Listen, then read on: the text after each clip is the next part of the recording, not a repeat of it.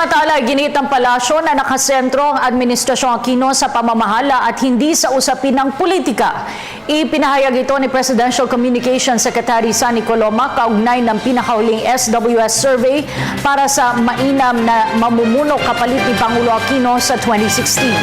Ayon kay Coloma, nakabatay ang desisyon ng Pangulo hindi sa survey kundi sa kung sino ang makapagpapatuloy ng reforma na nasimulan ng kanyang administrasyon sa ilalim ng Philippine Development Plan. Gayunman, kinikilala rin naman ng ehekutibo ang opinyon ng publiko. Ang mga public opinion surveys ay bahagi ng citizens' feedback. Hindi lamang tungkol sa mga voter preferences on possible candidates for the 2016 elections, kung hindi sa mga mahalagang usaping pambayan.